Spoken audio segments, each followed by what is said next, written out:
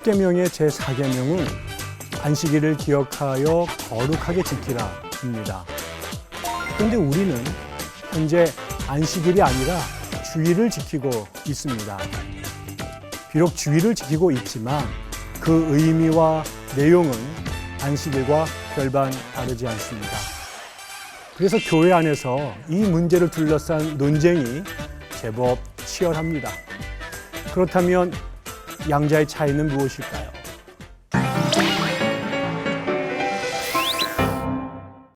초대 기독교 공동체는 처음에는 안식일과 주일을 함께 지켰던 것으로 보여집니다. 사도행전의 기록에 따르면 바울이 선교 여행 중 안식일에 회당 예배 그리고 성전 제사에 모두 참석했기 때문입니다. 하지만 안식일과 구별되는 주일이 아주 빠른 시기에 교회 안에서 자리 잡기 시작한 것 같습니다. 복음서에는 유대인과 유대 기독교인 그리고 이방 기독교인 사이에서 안식일의 의미에 대한 입장의 차이가 점점 커져가는 모습이 나타나기 때문이지요. 보다 구체적으로 70년에 예루살렘이 파괴되고 특히 135년에 성전이 파괴되고 예루살렘의 이름이 아일리아 카피톨리나로 바뀐 뒤에 로마와 알렉산드리아에서 반유대적인 감정이 이방인들과 그리고 기독교인들 사이에서 고조되어 기독교인들이 제7일, 즉 안식일을 모욕하기 시작했습니다.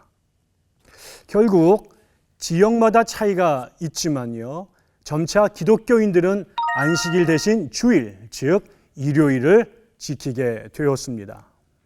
2세기 초반에 이르면 유대교의 안식일과 주일을 명확히 구분하는 주일 신학이 성립되기 시작했습니다. 예를 들면 110년경에 안디옥의 감독이었던 이그나티우스는 이제 옛 관계 속에서 변화된 사람은 새로운 희망 속에 있기 때문에 더 이상 안식일을 지키지 말고 주일날을 지켜라, 그렇게 권면했습니다. 이런 신학적인 이유 외에도 안식일에서 주일로 변하는 과정에서 문화적인 요인들도 큰 영향을 끼쳤습니다. 전통적으로 유대 및 헬레니즘은 일몰에서 날이 시작이 되고 한 주는 7일로 구성된다고 생각했습니다.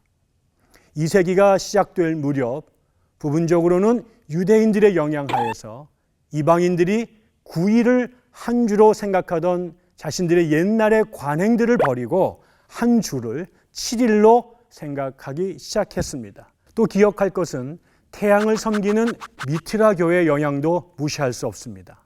이방인들은 태양을 숭배했던 미트라 교회의 영향하에 토요일보다는 일요일에 더 큰 의미를 부여했는데요. 기독교인들도 이런 이방인들의 관행에 점차로 주목하기 시작했기 때문입니다. 그들은 종말론적 그리스도를 의의 태양으로 이해했고요.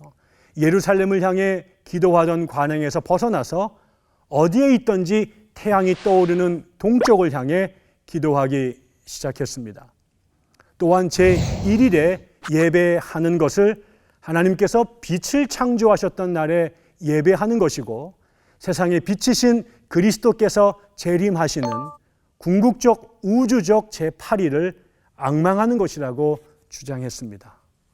마침내 321년에 콘스탄티누스 황제가 일요일을 모든 시민의 일반적인 휴일로 선포했고 이때부터 일요일은 법정 공휴일이 되었습니다. 이런 결정은 이미 존재하던 기독교인들의 주의를 존중하고 동시에 태양을 숭배하던 당시 군인들의 요구에 부합하려는 황제의 정치적 동기가 작용한 것으로 보여집니다. 중세로 진입하면서 주일의 안식일의 의미가 이식되기 시작했습니다. 특히 기독교가 제국의 종교로 공식적인 입장과 특권을 획득하면서 이런 특성은 더욱 강화되었습니다. 특별히 305년에 스페인의 엘비라에서 열린 한 공의회에서 주일 예배 참석을 교회적 차원에서 최초로 의무화했습니다. 도시에 사는 사람 중에 3번 연속 주일날 교회에 오지 않는 자는 잠시 동안 교회 공동체로부터 제외되어져야 한다라는 법령을 내린 것입니다. 하지만 1517년에 시작된 종교개혁을 통해서 주일에 대한 완전히 새로운 해석이 출현했습니다. 마르틴 루터는 율법에 대한 자신의 부정적인 입장에 근거해서 안식일에 대한 전혀 새로운 해석을 제공했습니다. 그는 엄격한 안식일 계명이 단지 유대인들에게만 명령된 것이지 그리스도인들에게는 해당되지 않는다고 믿었던 것입니다.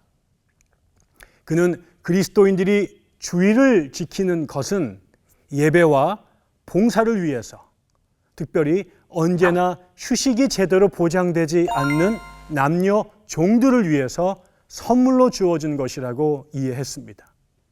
그는 일요일에 예배와 점심 식사 이후에는 웃을 수도 있고 또 독일의 상황에서 맥주를 마시고 즐거워할 수도 있다고 생각한 것입니다. 하지만 이런 종교개혁의 새로운 입장은 17세기에 청교도들이 등장하면서 다시 중세적인 입장으로 돌아가고 말았습니다.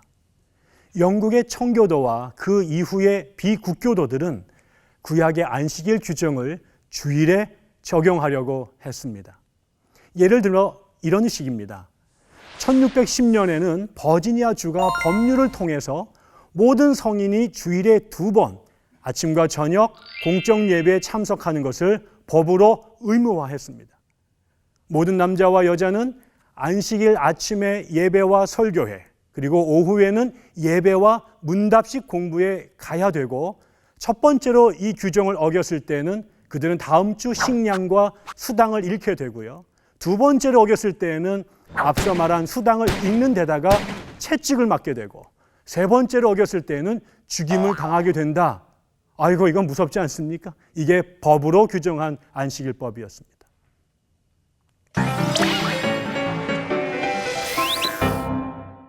이처럼 기독교가 유대교의 일파로 출발하여 독립된 하나의 종교로 변모하는 과정에서 안식일 성수가 주일 성수로 바뀌었습니다.